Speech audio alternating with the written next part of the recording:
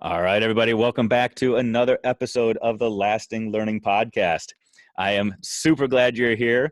And in a second, you're going to be super glad that you are here as well, because I have a guest that a lot of you probably know because he is everywhere right now.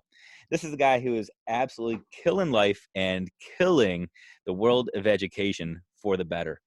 He is a speaker, a writer, a counselor, an educator, just an all around amazing, awesome guy. He is a builder of cultures and a builder of people.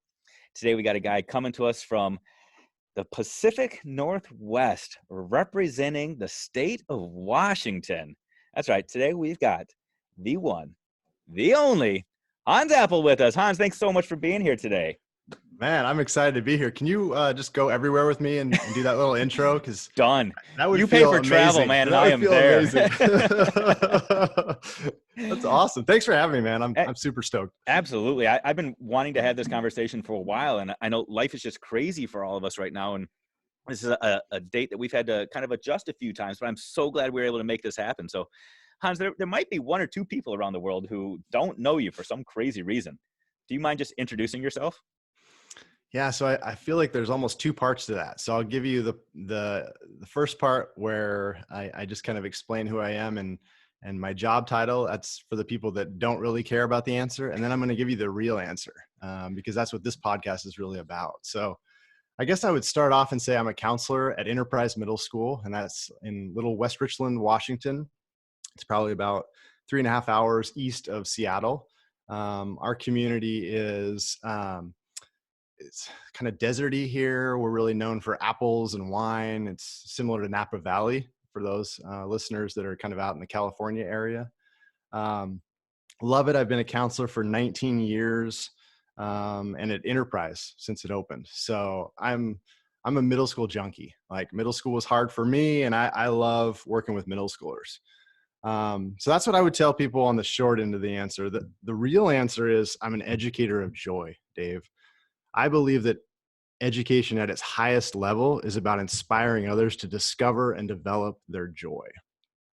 And I think, when we start talking about joy, there's so many avenues to that. But I think when we can create exceptional school culture and climate in our schools, we give students the opportunity to pursue joy.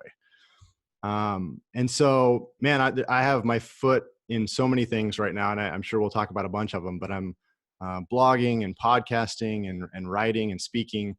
And all of it comes kind of back to how can we create these, joyful experiences for students.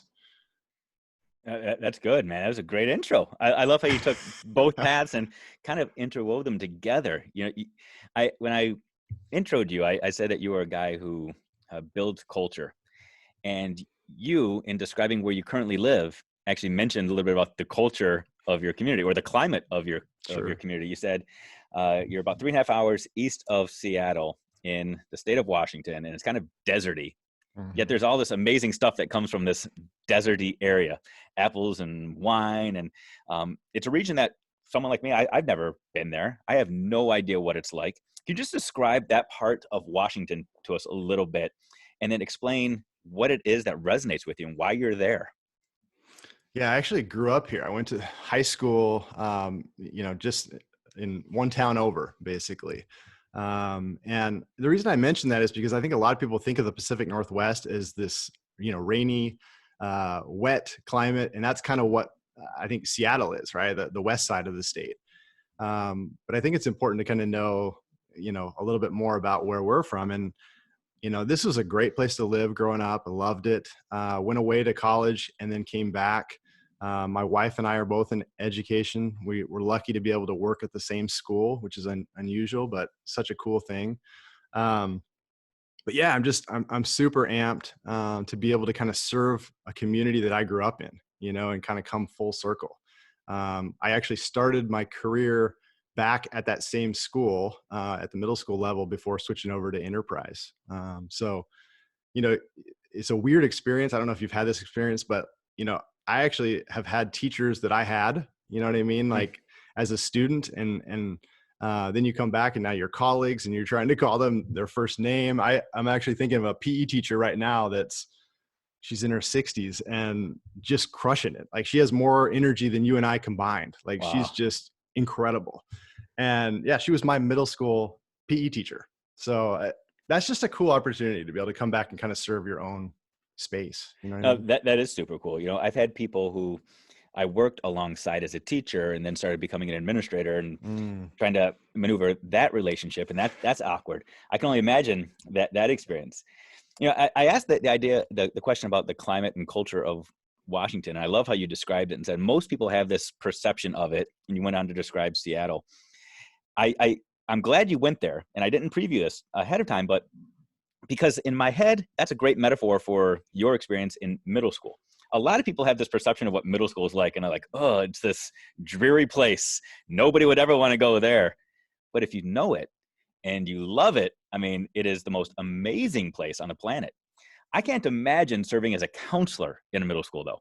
So I am a middle school guy through and through, spent all my time teaching as a middle school guy and was an AP and a principal in middle schools. Love it. But the one job I could never do is middle school counselor. You got to explain this to me. What is it really like? I love it, man. You know, for me, growing up was tough. And I think that's kind of why I got back into the middle school world. I think, I grew up in sort of an abusive home. So school really became my safe haven. So I look back and have like such fond memories of coaches and teachers and people that kind of like got me to where I am today and helped me find success. And so, when I was, kind of going through my grad program and figuring out, okay, where do I want to work? What level do I want to be at? It was just a natural pull back to middle school because middle school was such a challenging time. And it was a challenging time for me outside of school, which is kind of what you're alluding to. There's so much going on for students, right? Today we have anxiety and hormones and, you know, just all the pressures of trying to live up to the social media world. And there's just so many things that I feel like I didn't even have to deal with back then. And yet it was still hard for me because of stuff going on outside of school. And so I love, back to your question, I love working with kids every day because they're like little adults and they're like little kids at the same time. They have both ends of that spectrum. 6th to 8th grade, it's only 3 years, but it feels like 10 years apart.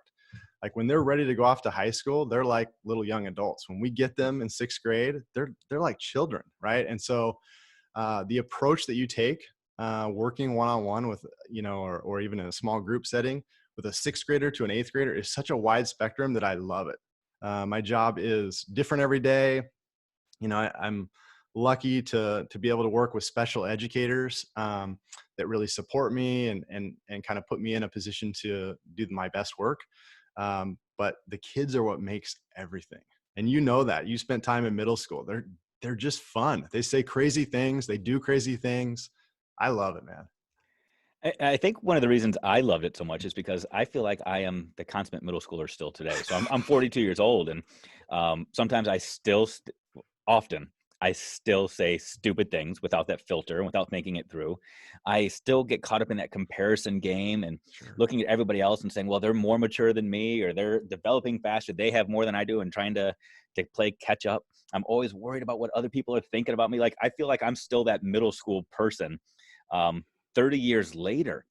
I Do you relate ever to that go so that? much. You do? Oh my gosh. Okay. I relate to that so much. Yeah. We call it middle school mentality here. And it's just like, I think it's something with your brain. Like you still laugh at the stupid stuff that middle schoolers laugh at. Totally feel that vibe, man.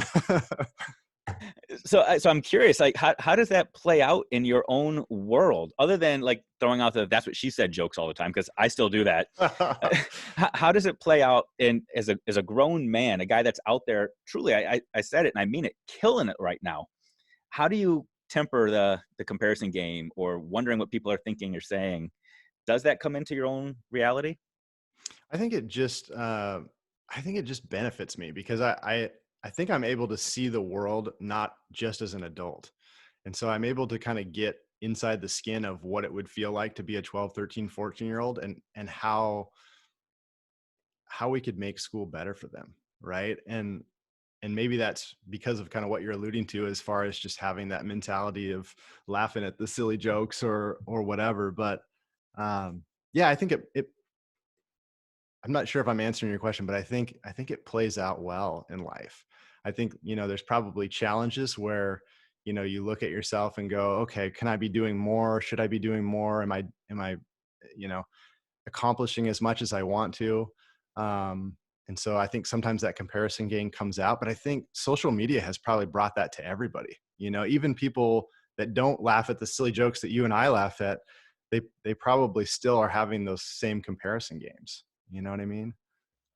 For sure. I mean, I I guarantee there are other people out there, and especially right now, the world it's evolving so fast, and it feels like we're more competitive than ever, but yet we put up this facade like we're all being collaborative. We want to act like we're trying to lean in on each other, but at times I feel like people are out there doing it to cut the legs out from each other, and it's heartbreaking and it's scary, but it's also reality. I'm wondering about your current building, where you are in Washington State, in this little deserty area. Um, I would imagine, and correct me if I'm wrong, is this a building filled with adults who have backgrounds similar to yours, grew up in the area, maybe they always wanted to be an educator, or do you have a lot of people that have come from the outside? I think it's a lot of people from, I would say, Eastern Washington. As far as the background, I don't know if I would necessarily say everybody comes from a similar background. I think, when I think of background, it's not just where you come from, right? But like kind of what you come from.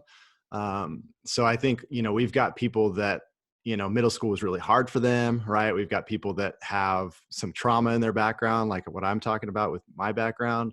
Um, but I think, it's kind of a wide spectrum.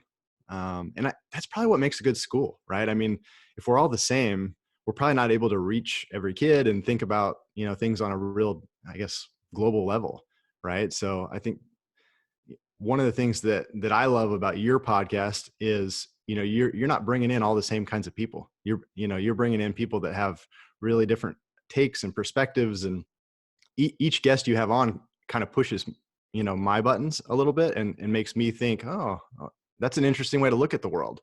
And I think that, and I hope that is what's happening at our school.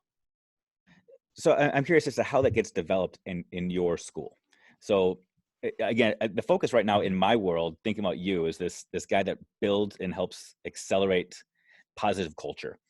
And so that's what I'm trying to figure out, is how is that culture built in your school in particular, knowing that you draw your people from the same geographical area.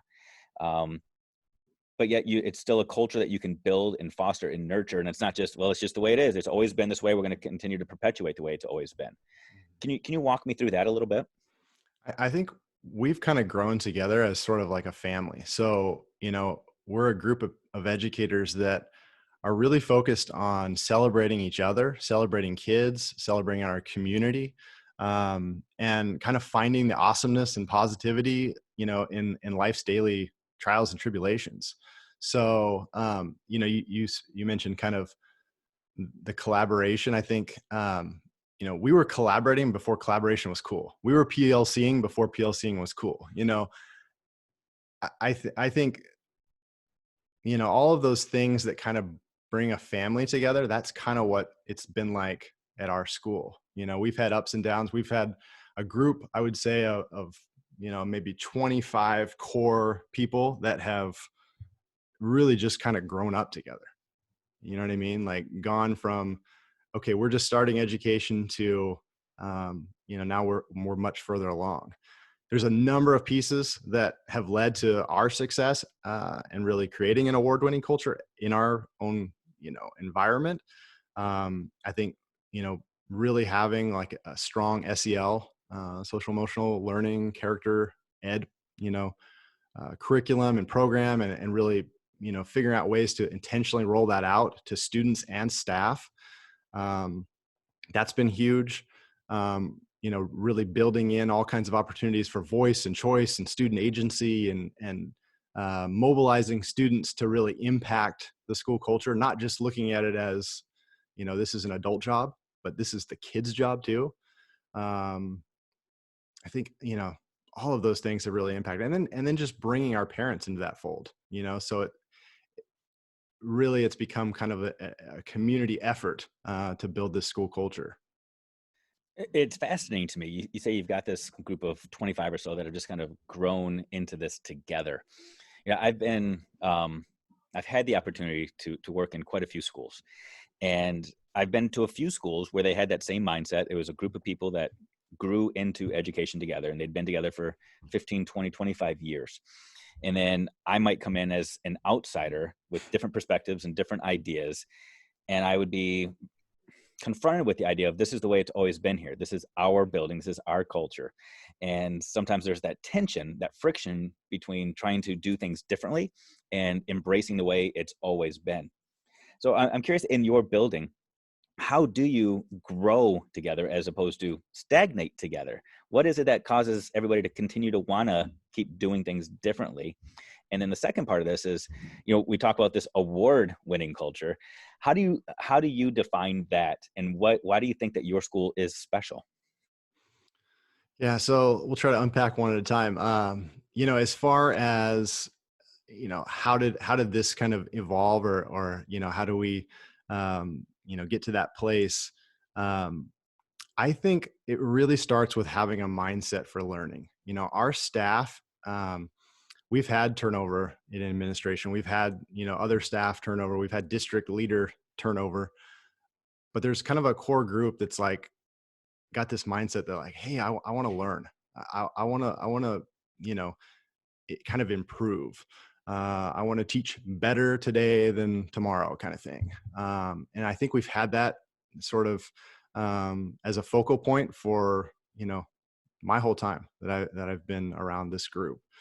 Um, so we started maybe, I don't know, 3 or 4 years ago, winning awards for school culture, right? So it started off, it was kind of local stuff, and then it was state stuff, and then national, and then we even won a global award for school culture based on kindness and empathy and service and those kinds of things.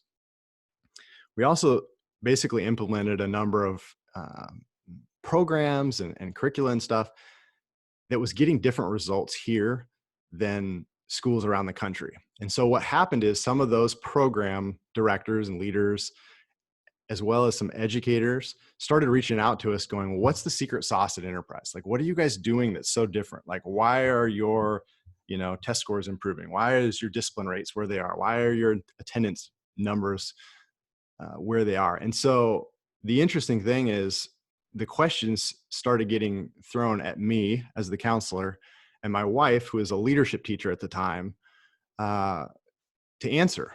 And so we started getting people wanting to do site visits and come see, and I want to check it out and see what it's all about. And I keep hearing these great things about Enterprise, and it really forced Jen and I to kind of step back and try to figure out, well, what is different here? Because this is just what we know. And that's kind of, you've probably got that feeling from me. We're just a family, and this is just who we are, Dave. I don't know. And so I think through writing and starting to speak and that over the course of a few years, we started sort of teasing out, okay, these are the elements that have led to this success, right?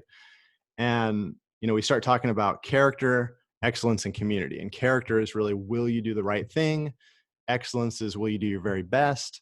And community is, what will you do for others today? These became like our house rules, right? So a lot of times schools focus on all these crazy rules and they're trying to keep track of all these things.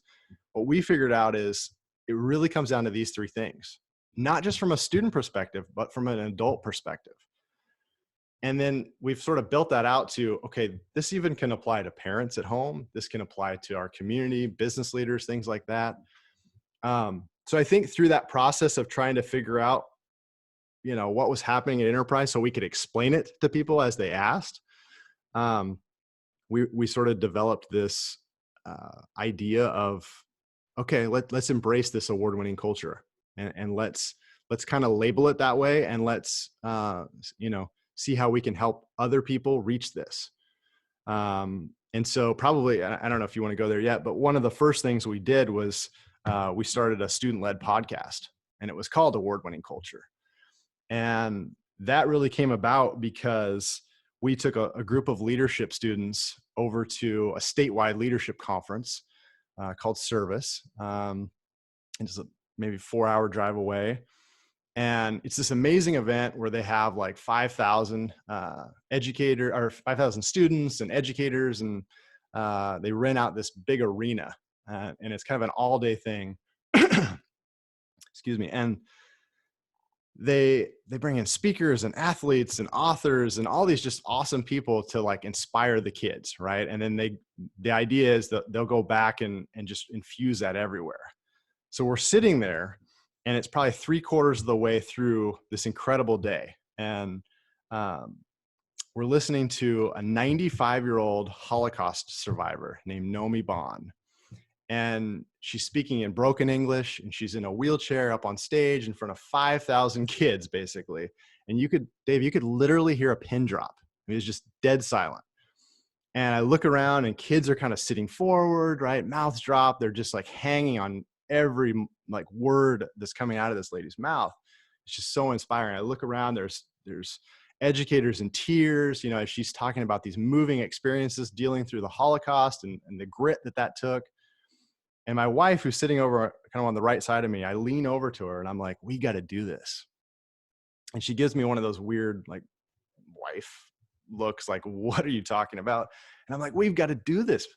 And so at the next break, we started talking, and the idea became, okay, we've only brought like a handful of students to this awesome event, but we've got another 750 people back home. We've got teachers, we've got parents, we've got community, like nobody's experiencing this. So how do we take this experience and bring it home? And so that sort of led us to, well, maybe we can build a podcast where our students can learn from people like her and from people like him, and some of the cool things and messages that we were getting that day. And the more we talked about it, the more we realized if we build this right, it's not just going to impact these leadership students, right? It's going to impact all the listeners, all the people in our community, the parents, the business leaders, the educators within our building that are going to hear not only these messages, but our kids' reflections on it. So I'll stop for a second, but that's kind of like, I think, sort of the early seeds of like, where did award-winning culture come from? I loved so much of that story. Yeah, it's powerful, and there are a lot of things I want to try to tease out of that. But the part that excites me the most is that, you had this thing that you knew was working where you were. And you said you were winning these awards, and your kids were growing, and they were thriving, discipline rates were improving. But you didn't just hold on to that. You said, we've got to grow this, and we've got to help other people do the same thing. It's truly that spirit of collaboration and collegiality, knowing that all kids are your kids, not just the ones in your building, not just in your district, but across your region, across the state, now across the country. And now you and Jen are doing so much work everywhere. Out of all that, though, the part that I want to pick apart real quick, and I'm curious about this. You said, and you're going to hate me for going here. You said you leaned over to Jen and she gave you that wife look. And I laughed because you didn't even have to expound. There are people listening everywhere that know what you're talking about. Now you and Jen, though, you've taken this idea, this concept, and you've got this brand now that is truly the two of you hand in hand, truly going nationally, internationally right now.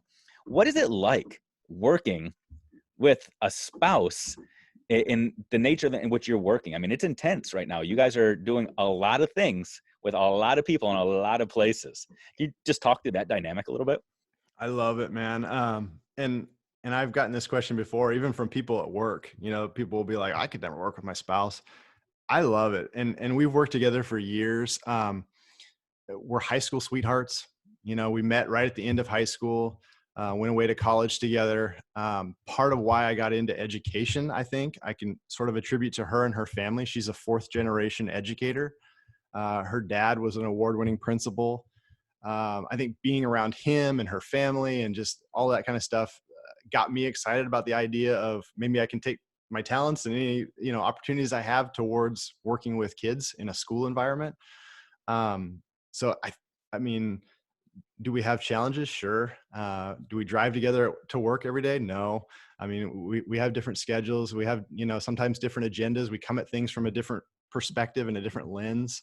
But I think that's probably fueled a lot of our success because um, we're pretty good about kind of working through that conflict. Well, you see it this way, I see it this way.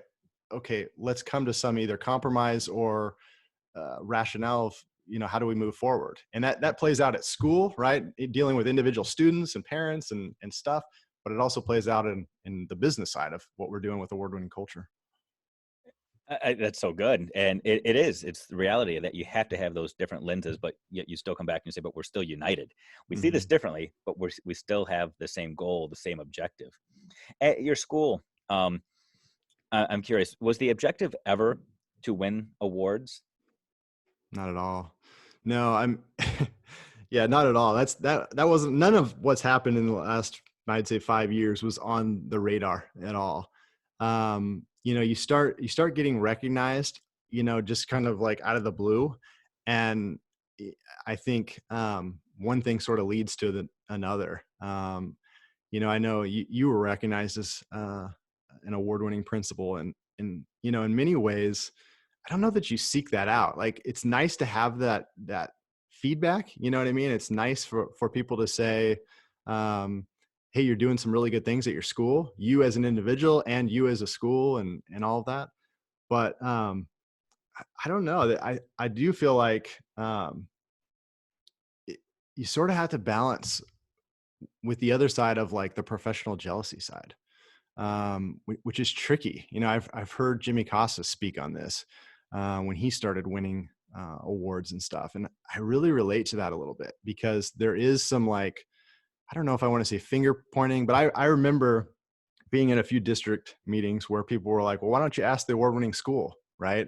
And that was well before any sort of branding or even some of the bigger awards. It was just like, you know what I mean? Like, I completely know what you mean. Completely. So just for those people that don't necessarily know the story, I'll add just a couple of nuggets. So in 2014, so 6 years ago now, I was recognized as Michigan Principal of the Year. And I'll be honest, winning that award kind of changed me a little bit. I felt like, oh, I have this badge of honor now. And I did feel like now I was the guy that had to have all the answers for all the people all the time because I was the award winner. I actually had a boss, though, 2 years later, who we were in a meeting, and he, he he was kind of threatened by the fact that I had won this award, and he made the statement to me before, and he made the statement, and it crushed me, and it hurt me, and it completely changed me. But he said to me, you didn't really deserve that. You just won that because people felt like they had to give you a bone. And I was like, ouch, that hurt. But I resonate with that because there are people that when you start to experience success, no matter how success is defined, whether it's getting a book deal or speaking or getting an award, will look at you and do all they can to try to knock that down. And then you have to balance with, do I care about their opinion? Yes, I do care about their opinion. Do I try to change their opinion? Do I stay true to who I am? I mean, and it's this awkward dance that you have to do moving forward. How are you handling all of that personally and professionally? I think it's something that I'm still, figuring out, right? And still balancing. I think, even within our district, I know there's people that are excited for us and some of the things that we've got that, we're working on that are kind of coming down the pike. Um, but I also think there's the other side of like, okay, why them? Right. And I think that's hard sometimes. And so I do think it's something that I'm personally kind of working through still right now. I think it's it's not an easy thing, and the reality is we're not award winning every day. I mean, that's the truth, Dave. Like, our brand is award winning culture. That's what we believe in, but that's more of a mindset than anything. That's let's look at school culture through this lens or framework of character excellence and community. Doesn't mean that we're perfect, just like you're not perfect, right? And that's kind of what that guy was probably telling you that day about your award is, dude, don't get too big. You got to still work on stuff too. And I think, I don't know, that's that humility piece that we all have to kind of struggle with, I think, on a daily basis. You nailed it right there. Where I misstepped and where I went the complete wrong direction was I took that award as though it was mine. Mhm. What I love about your story is that you have not once said that you won an award. Mhm. It has been the culture, it's been the school, it's been that community that won awards. In schools across the country right now, PBIS is this big phenomenon where we talk about rewarding positive behaviors and trying to incentivize and encourage people to do the right thing. And I'm a firm believer in all that, and I'm a believer in the science behind it. But I've also got a guy that I admire quite a bit, and a personal and professional friend of mine named Brian Mindler, who Mhm. says, that's great, but if you want to reward one, reward them all, because otherwise that jealousy kicks in and it undermines. You celebrate one kid and everybody else is looking at that kid saying, but why them? Why not me? So if one person does something amazing, celebrate everybody. And that's what I should have done. And that's what I Mhm. didn't do, is I took it and Mhm. said, yep, I'm the award-winning principal. It's me. And I went and started to try to make a name for myself. What I appreciate about you, and even the branding that you're doing, it is award-winning culture. It is about the culture, which is an assortment of all the people with all the perspectives, with all of the ideas. And that's what you try to celebrate and what you try to embrace. And I appreciate that so much because you got what I didn't. And that's huge. I appreciate you saying that. Yeah, I think it's something that you kind of have to keep working at, right? I mean, even I was thinking when you were talking about PBIS, we're a PBIS school. We have, PBIS elements within our school. And I know that there are people out there that look at that and go, you got to be careful with that. Right. And some of the crazy stuff that we've done for kids and for staff, that question has come up. Like, is there jealousy? Do people wonder why that kid, why that, staff member or parent or whatever? And I think what we've tried to do is kind of give everybody those moments of awesomeness throughout a school year, so that it isn't like, why is it Dave's turn now? When is it going to be my turn? Because they know that their turn was last week or their turn is next week, So I don't know. My brain just kind of went there because you were talking about PBIS. And I think that's been maybe an underlying secret to what's going on, trying to find ways to make kindness normal. You know what I mean? Not like this isolated thing. Like, today we're going to celebrate Dave and then we're just going to get back to work. Do you know what I mean? Absolutely. And I think you kind of alluded to this early on when I even asked the question of how do you define an award winning culture? How do you define an award winning school? And you said, at first you didn't really know. You had a lot of stuff going on. And it was hard to break it down and to synthesize what is the element. I think where we often miss things in schools is we quickly jump on this is the answer, and we hold on to one thing. We are a PBIS school, or we implement MTSS or RTI, and we say this is the answer, as opposed to realizing that all things work, but not everything works equally. What we have to do is identify what it is that we are after, and then start searching for the tools to support your common goal. And you guys have narrowed that down and found that focus now. And what you do is you build things around your focus. You don't build things around your tools and your processes. So again, you guys are doing some amazing things. And I love the fact that you're now sharing that with all of us so that we can learn and we can grow. And you're doing it via podcasts like this. You're doing it through speaking, but also with some books. Can you talk about that a little bit? Yeah. So Jen and I kind of basically signed a 3-book deal with Edgy Gladiators. So my Which book is the is first book. amazing, by the They're way. awesome. Yeah, they're awesome people. Marlena rocks. We'll give Marlena a little shout out here. Yeah. So the first book will come out May 22nd. It's called Award Winning Culture. It really is like a school-wide lens of, all the ways that we've kind of, it's sort of our roadmap, right? To, how do you build a culture and climate that's really special? And so we break down, all of those kind of elements within character and excellence community, so that people kind of leave there with a practical strategy of like, okay, how do we do this in our own school? There's stories, there's examples, all that kind of stuff. So that I'm super excited about. Jen is writing the second book, which basically takes that framework and that lens and applies it directly into the classroom. So that's going to be really fun for teachers to be able to go, okay, this is all good stuff. I got this big picture idea of award-winning culture and how we can build something special here. Show me how to do it within the room, right? Within the specific classroom. And so that will be coming out at the end of this year.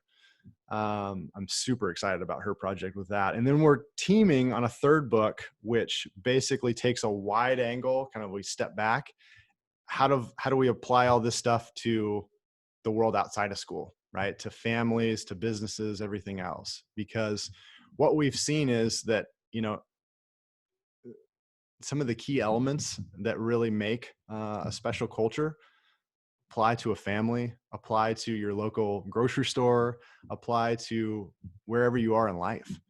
And we've both kind of alluded to it throughout this, but it really is about celebrating people and relationships. It really isn't about the stuff. So first of all, let me compliment you on a 3-book deal.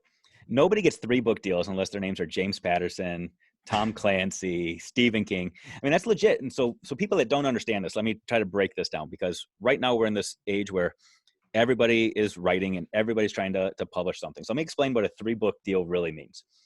First of all, as an author, when you pitch a book to a publisher, the publisher has to vet you and figure out, am I going to be able to recoup my costs? Because it costs a substantial amount of money to hire an editor, to hire a graphic designer, to actually put a book in print.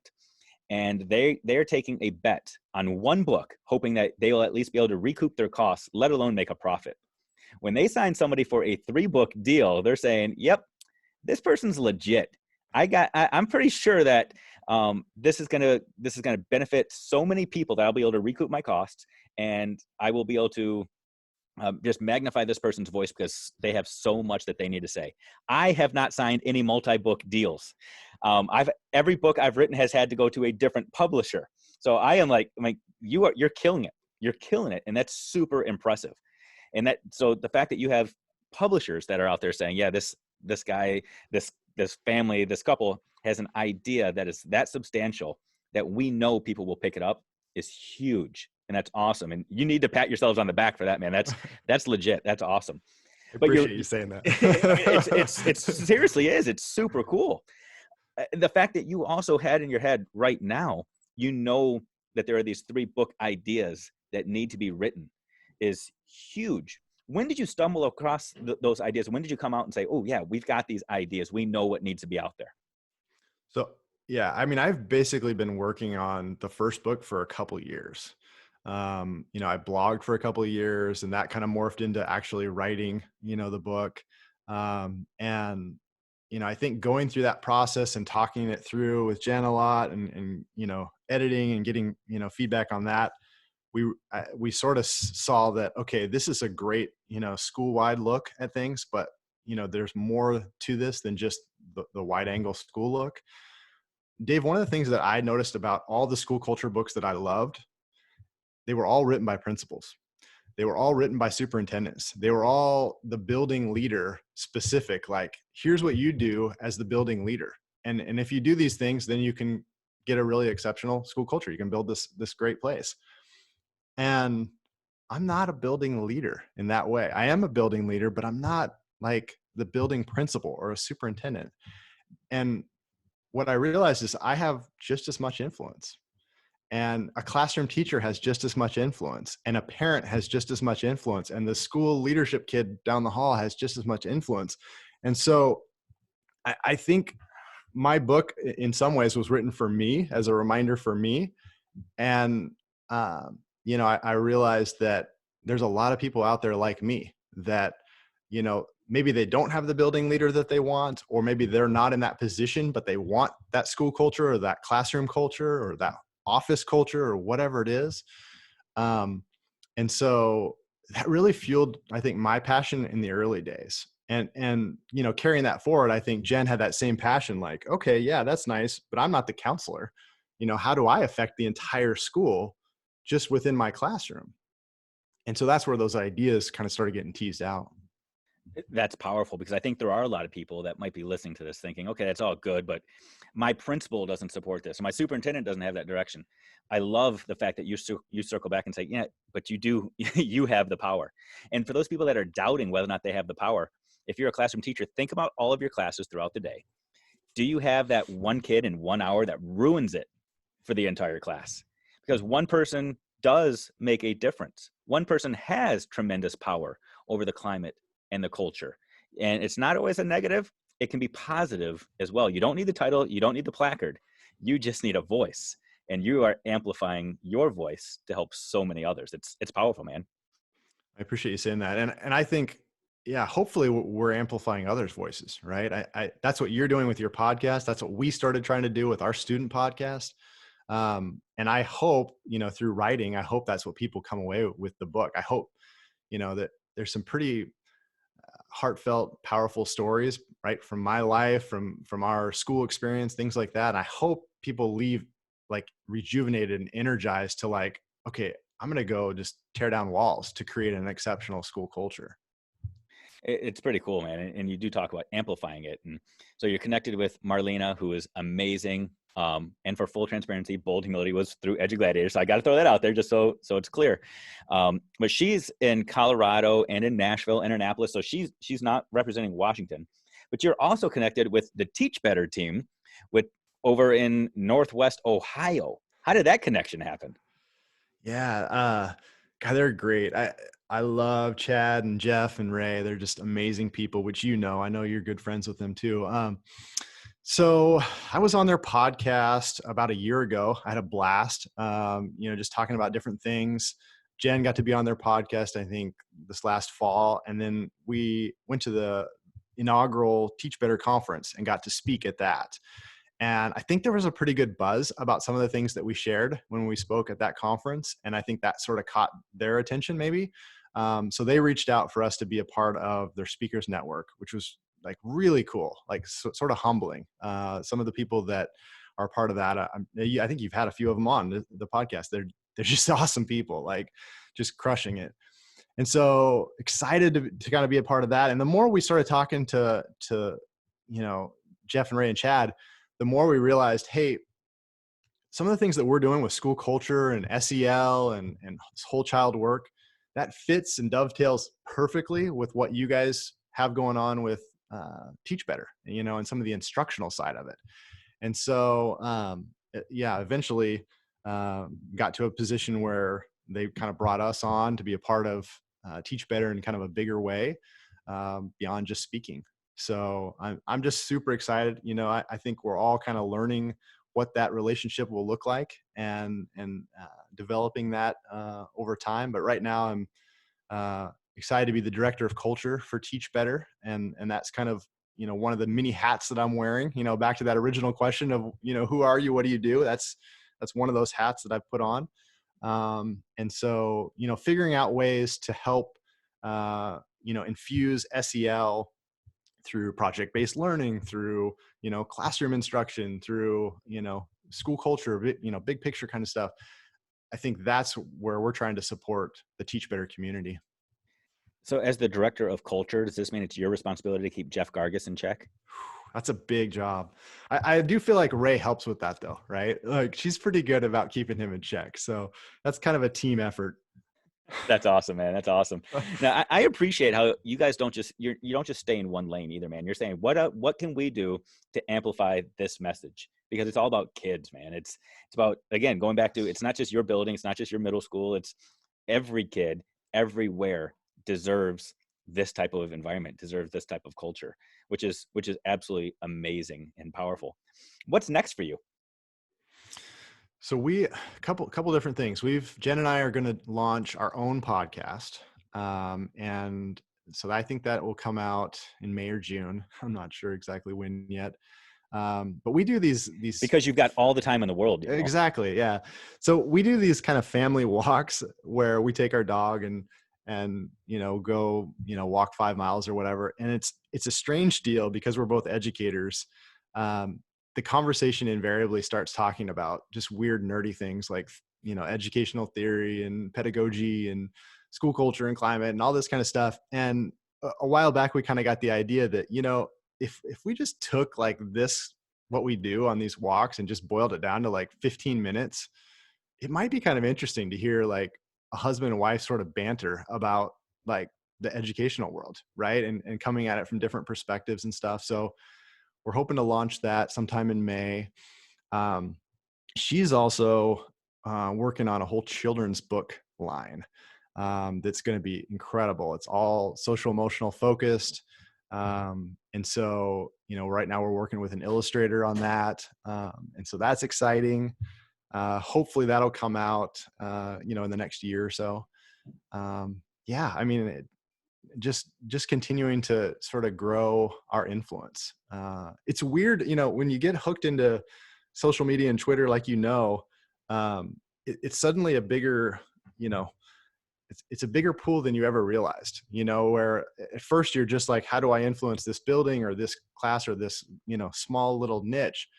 And what you realize is, like you just said, there's all these kids out in the world that need specialness, right? That need to feel awesome, that need to feel welcome, that need to feel connected to their school. And we both know, despite all of educators and parents and everybody's best interest, it doesn't always happen every day. And so, if we can somehow deliver that and help inspire that and help support that, man, that lights us up. That's sweet, man. That's awesome. It's like you guys are the Tom Brady and Giselle of education right now. You guys are just the king and queen out there ruling things. I hope you're okay with her surpassing you in notoriety and just killing it. And you follow in her footsteps. It's worked for Tom Brady. It'll work for you too, man. So just go with it. Whatever she wants to do, just nod. Wherever she wants to live, just go do your thing. I love all parts of that comparison. That's a great comparison. That's awesome. You're going to be a Hall of Fame award-winning culture guy. That's awesome, man. So we've covered a lot today, man. We've covered personal, professional histories and trajectories and projects, and I mean, we've covered a lot.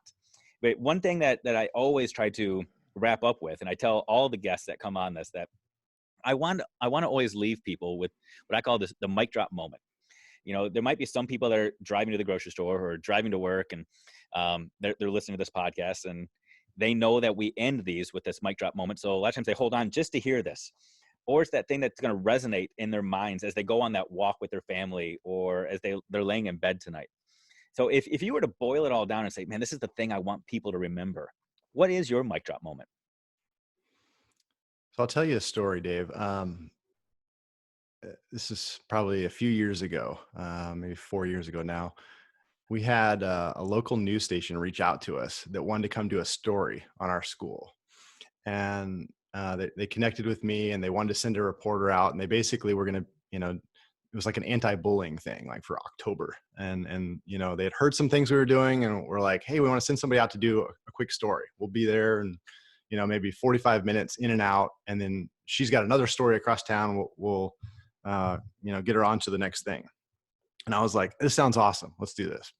So she comes in, and she arrived probably 30 minutes before school started, and was immediately struck by what we call our Wildcat Nation morning greeting. So every day we start school with high fives and fist bumps and smiles, and we play music, and this happens literally every day. We're just greeting everybody that comes into the school. And it doesn't matter if it's snowing or if it's rainy, or, I mean, like, we're out there with, hand warmers and hot chocolate, like anything we can do to stay warm, just to brighten people's day as they enter the school. So that happens every day. And we've done that for years. So she was just totally enamored with this. Like, she was totally struck by it. And so she started wanting to talk to different people. And the more people she talked to, the more people she wanted to talk to. And what started off as a 45-minute interview ended up lasting over 3 hours, Dave. We couldn't get her to leave. She talked to dozens of students and staff. She went to a leadership class. She was just having a blast. And we're sitting there, and it's near the end of her time. And it's myself, it's the principal, and it's this news reporter. And we're sitting in my principal's office, and we're just kind of debriefing. And if I'm being real with you right now, like, we're trying to wrap this thing up, because she had a meeting she needed to get to. I had some things I needed to get to. And we're kind of trying to usher this lady out, like, let's go, you've been here a while. Well, all of a sudden, out of nowhere, she bursts into tears, like full on ugly cry. And my principal kind of reaches for a box of tissues, and I'm like, and she's like, why isn't every school doing these things? Why isn't every school greeting this way? Why doesn't every school have this character program? Why isn't every school like this? And so I started mumbling, well, that's why you're here. You can help tell us, tell our story to other people, share our message. And I'm sure I said a few other things. I'm sure the principal said a few things, but we were just kind of dumbfounded. We didn't expect tears at all. And she gets kind of quiet. She's got her head down, and she kind of slowly lifts her head up, and she's wiping tears away. And she makes direct eye contact with me. And she says, why wasn't it this way when I was in school? And Dave, even just telling you right now just takes me right back to that moment, because for the next 15 minutes, she regaled us with stories of mean girls and disinterested educators and just the trials and tribulations of surviving middle school. And as she spoke, I started to realize these weren't tears of sadness. They were just tears of joy. Prior to that morning, she didn't even know it was possible for a middle school to have a welcoming atmosphere focused on kindness and empathy. She was just kind of blown away by that. And so we slowly kind of put her back together, and she went on her way. The interesting part, Dave, about the story is she moved on from Tri-Cities. She's now working in a big news market down in Southern California, but she stayed connected to us. So she still reaches out. She still wants to know, how's Wildcat Nation? You still doing the character work? You doing this, that? Because it matters, right? And so I think that lesson has just kind of stuck with me, the last few years of how can we bring about tears of joy for everybody all the time, right? And that's probably unrealistic, but I think, her day and kind of some of the stuff that she shared with me really inspires me to keep pushing for that.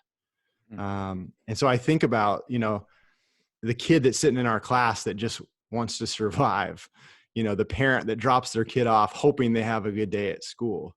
I think about this lady 15 years removed from a school environment and immediately just emotionally taken back to what it felt like to be a middle schooler. So that's what I hold on to. That's what I keep, so at the beginning, we kind of talked about joy. That's what I'm shooting for, man. Every day, tears of joy. That is, that's awesome. That is awesome. You got me feeling it right now, man. That's powerful. That's what it is all about right there. When we all got into this profession to be those life changers, and it's not always about academic proficiency and standardized test scores. I mean, yeah, those things are important, but what you just nailed right there is what it's all about. That's how you change destinies. That's how you change lives. It's through joy. It's through giving people purpose, making sure that people feel valued and feel a part of something bigger than themselves. Dude, you're amazing, man. I appreciate you so much. Appreciate you, first of all, just being on this podcast and taking time out of your schedule and doing this, especially knowing how busy you are. I appreciate you bringing your voice to so many other people that needed to hear this. But more than I just appreciate you, man. You're doing it all, but you're doing it all for the right reasons and the right way for everybody, man. You're doing some amazing work. So thank you for you, and thank you for being brave enough to take you out there for so many others. Thanks for having me on, man. And thanks for amplifying so many amazing messages, because there's tons of people doing amazing stuff all the time, and we don't always stop and take time to notice that. And so I think this platform that you have, I mean, it's an opportunity, not just for you, but for everybody, and you're doing it. Yeah. So thank you. No, I appreciate that, man. That's all it is. It's me learning from others and feeling inspired by the amazing people out there. So we'll do it together, man. Sounds great.